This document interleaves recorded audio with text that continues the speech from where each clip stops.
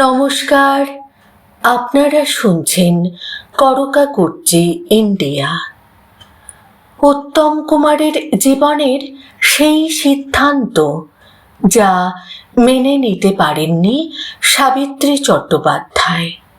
কেন বলেছিলেন একজন নারীকে কাঁদিয়ে তুমি সুখী হতে পারবে না? একজন মানুষ যাকে ভালোবেসেছিলেন লক্ষ লক্ষ নারী, কিন্তু সেই মানুষটির জীবনেও ছিল এমন কিছু সিদ্ধান্ত যা তার সবচেয়ে কাছের মানুষদেরও ব্যথিত করেছিল। তিনি মহানায়ক উত্তম কুমার। একদিকে স্ত্রী গৌরী দেবী, অন্যদিকে অভিনেত্রী সুপ্রিয়া দেবী, আর মাঝখানে দাঁড়িয়েছিলেন এমন এক নারী যিনি নিজের ভালোবাসার দাবি কখনো তোলেননি, অভিনেত্রী সাবিত্রী চট্টোপাধ্যায়। কেন তিনি উত্তম কুমারকে ডেকে বলেছিলেন একজন নারীকে কাঁদিয়ে তুমি কখনো সুখী হতে পারবে না? আজ করকাকুর্চি ইন্ডিয়ার পর্দায় শুনব সেই অজানা আবেগময় অধ্যায়। চলুন তাহলে শুরু করি। বাংলা সিনেমার ইতিহাসে উত্তম কুমার শুধু একজন অভিনেতা নন, তিনি ছিলেন এক অনুভূতির নাম। যার হাসিতে দর্শক হাসত, যার চোখের জলে কেঁদে উঠত গোটা বাংলা। পর্দায় তাঁর বিপরীতে অভিনয় করা প্রায় প্রতিটি নায়িকার সঙ্গেই ছিল আন্তরিক বন্ধুত্ব। কখনো সেই সম্পর্ক নিয়ে গুঞ্জন ছড়িয়েছে, কখনো তৈরি হয়েছে নানা গল্প, কিন্তু বাস্তবে তিনি প্রত্যেক সম্পর্ককে দিয়েছিলেন আলাদা আলাদা মর্যাদা। ব্যক্তিগত জীবনে তিনি সংসার শুরু করেছিলেন গৌরী দেবীর সঙ্গে। পরে জীবনের মোড় ঘুরে যায়, তিনি আরও বেশি করে জড়িয়ে পড়েন অভিনেত্রী সুপ্রিয়া দেবীর সঙ্গে।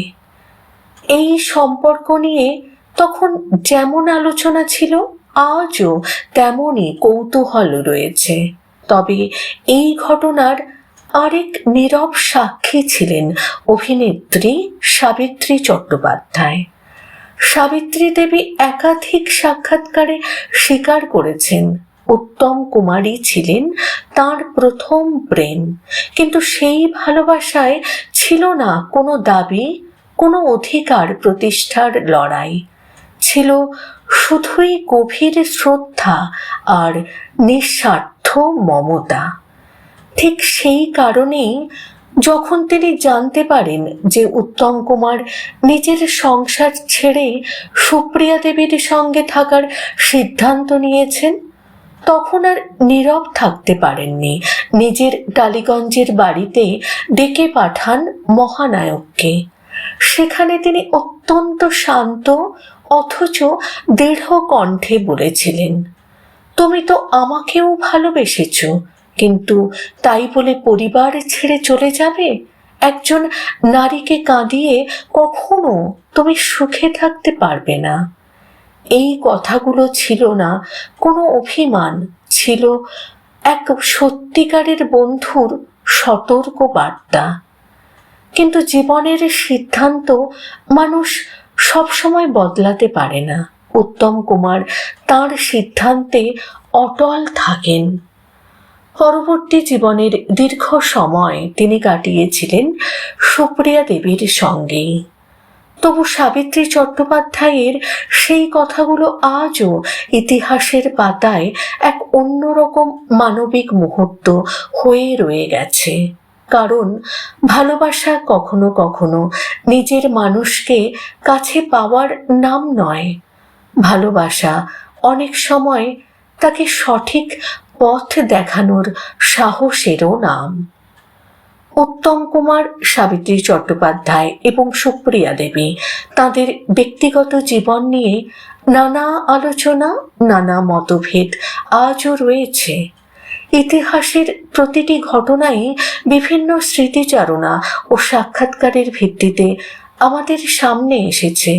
তাই ব্যক্তিগত সম্পর্কের সব দিক হয়তো আর কোনোদিন সম্পূর্ণভাবে জানা কারোরই পক্ষে সম্ভব নয়। তবে এইটুকু নিশ্চিত, এই গল্প আমাদের শেখায় খ্যাতির আড়ালেও মানুষ রক্ত মাংসের, তাদের জীবনেও থাকে টানাপোড়েন, ভালোবাসা, অভিমান আর কঠিন সিদ্ধান্তের গল্প। আপনাদের কি মনে হয়, সাবিত্রী চট্টোপাধ্যায়ের সেই কথাই কি সত্যি ছিল, নাকি মানুষের ভাগ্য শেষ পর্যন্ত তার নিজের সিদ্ধান্তই লিখে দেয়? আপনাদের মতামত অবশ্যই কমেন্টে লিখে জানাবেন।